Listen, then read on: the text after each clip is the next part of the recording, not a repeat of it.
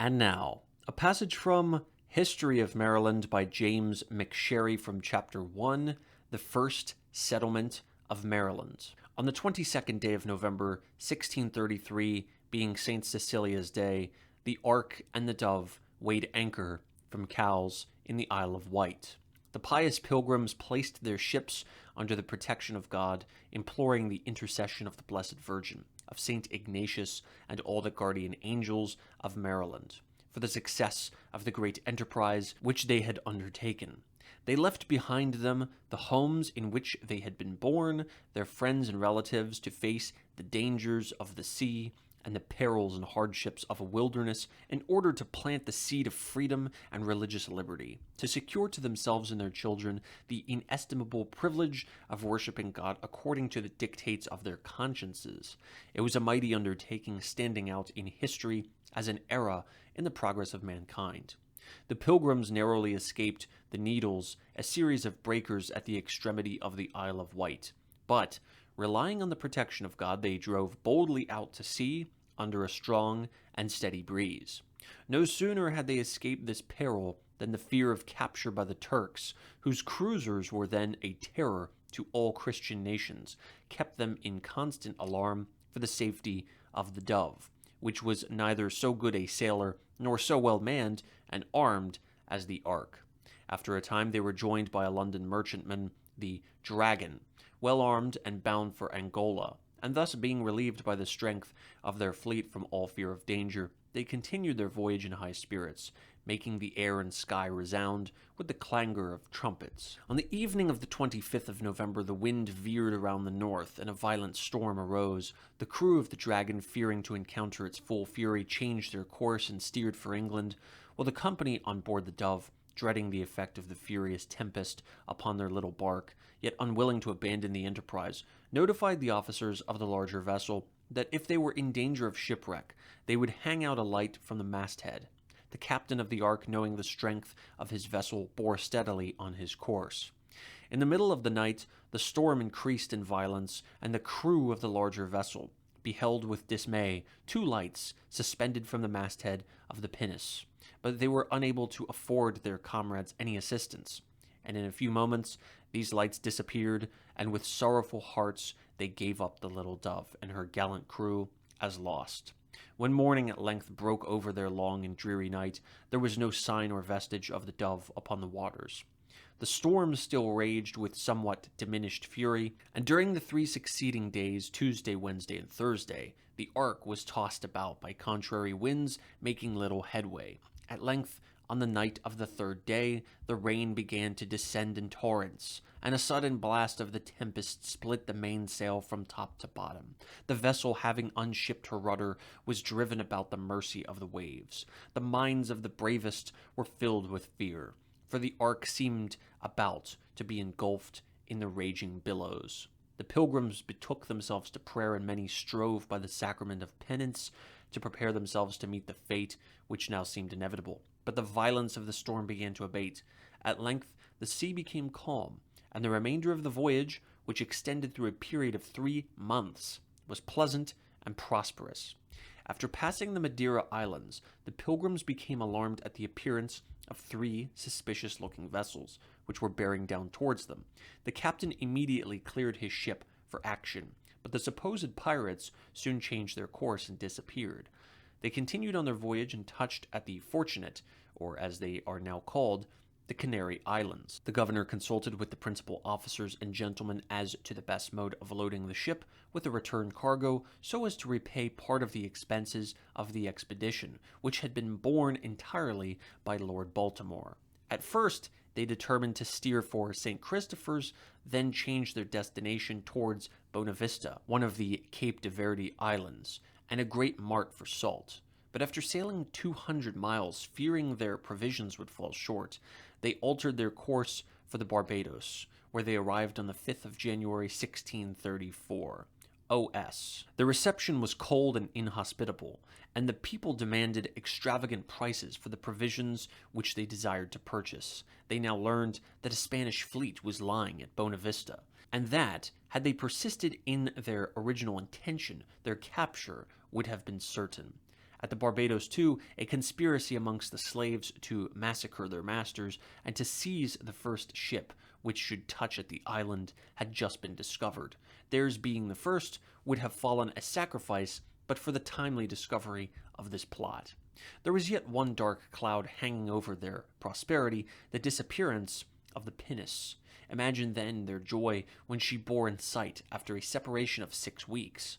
On the night of the terrific storm which parted them, the Dove, after having shown her signal, no longer able to breast the storm, had changed her course and taken refuge in the Scilly Islands, whence the ship Dragon, bearing her company as far as the Bay of Biscay, she sailed in pursuit of the Ark, and at length overtook her at the Antilles. On the night of the 24th of January, they weighed anchor and departed from the Barbados. The next day they passed St. Lucia, and in the evening arrived at Madalena, where they saw several canoes of cannibals who, they were told, had lately eaten some English interpreters. The day after they reached Montserrat. They were kindly entertained at St. Christopher's by the governor and 2 captains, and were also treated with great hospitality by the governor of the French colony in the same island. At length, on the 24th of February, they came in sight of Point Comfort in Virginia. They were now approaching the end of their wanderings, yet this joyful prospect was somewhat clouded by the fear of hostility on the part of the Virginians, who were resolutely opposed to Lord Baltimore's design. But the royal letters which they bore with them secured them a favorable reception from the governor, and after spending 8 or 9 days in that colony, they again set sail on the 3rd of March, steering for the mouth of the Potomac, to which they gave the name of St. Gregory. They had now arrived in the land of their adoption, and they were delighted with the wide expanse of the noble bay, and the majestic river upon whose shores they were about to rear an empire. On the banks of the Potomac they found mighty forests stretching as far as the eye could reach, a soil rich and fertile. The air was sweet and balmy, although it was now in the month of March.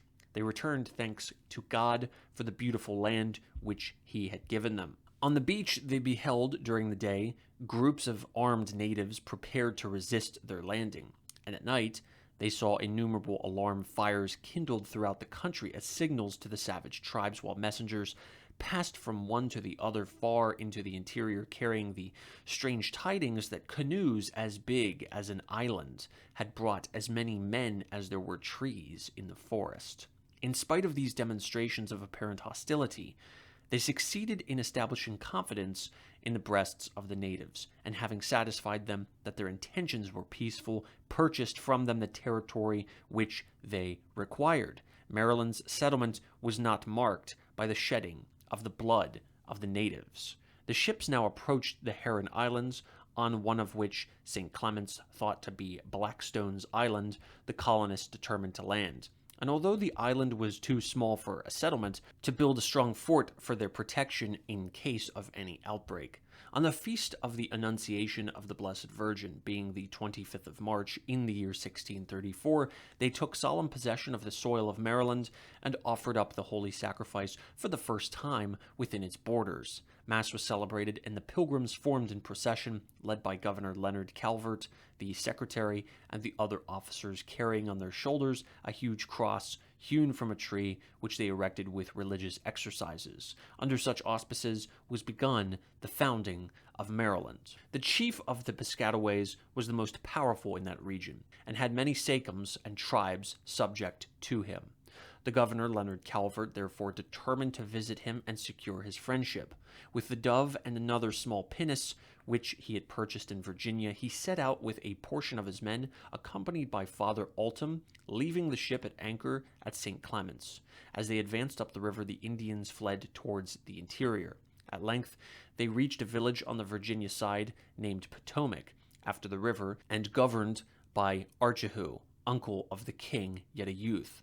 Father Altum preached to the people and their chiefs. They listened with attention and replied to him through his interpreter. He told them that the pale faces had come neither to make war upon them nor to do them any wrong, but to instruct them in Christianity, to make them acquainted with the arts of civilized life, and to live with them like brothers. "You are welcome," replied the chief. Then Father Ultim informed him that, as he had not the time to enter upon further discourse, he would return to visit him again.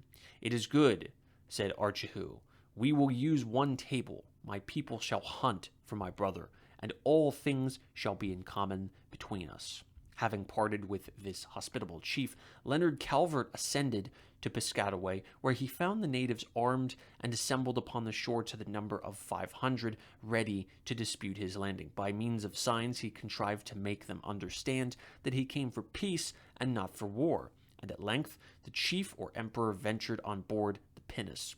Satisfied of the peaceful intentions of the pilgrims, and pleased to have such skillful and powerful people for his allies, the chief granted them permission to settle within his territories.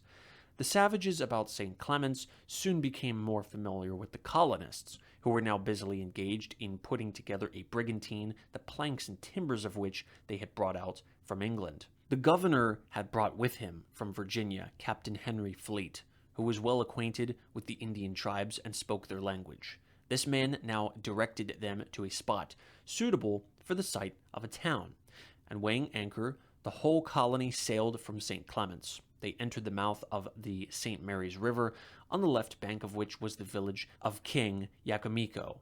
On the right shore, about 1,000 paces from the river, they selected a site, and having purchased from the Indians in exchange for hatchets, axes, hoes, and cloth about 30 miles of territory, which they called Augusta Caroline, now the county of St. Mary's, they landed and began the founding of the city of St. Mary's. The men on shore fired salutes in honor of the occasion, while salvos of artillery from the ships filled the hearts of the savages with wonder and dismay. Thus, with ceremonial, the pilgrims took possession of the soil, which they had purchased from its native owners. This important event took place on the 27th of March, 1634, and may be considered as the date of the actual settlement of the state. Although it would seem, from the solemnities on the island of St. Clement, that the pilgrims intended on that day, being the feast of the Annunciation, to take formal possession of the province of Maryland. Although the colonists had used every means to conciliate the Indians, they were aware of the danger of relying too implicitly on their variable natures, and their first work was to erect a guardhouse and a storehouse. For the present, the settlers found refuge in the rude huts of the Indians, who the more readily received them and sold them their villages and corn grounds and their other territory, because in order to escape the incursion of the Susquehannahs, they had determined to remove their habitations to another region secure from their terrible enemy. Providence, says Father White, had prepared the way for the pilgrims, and the Indians began already to depart, giving up to them their huts and cultivated fields. The colonists had brought a large supply of provisions with them from England. At the Barbados, they had increased their stores, and they were now put in possession of arable land just in season to plant their corn for the coming crop.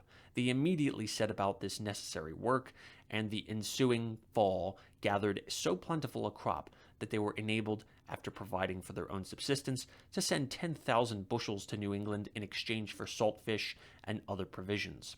The woods abounded with game, which the Indians taught them how to hunt, and the rivers and bay were full of fish and oysters. God had indeed bestowed upon the founders of Maryland a beautiful land flowing with milk and honey, and had surrounded their paths with blessings and promises of future prosperity and happiness.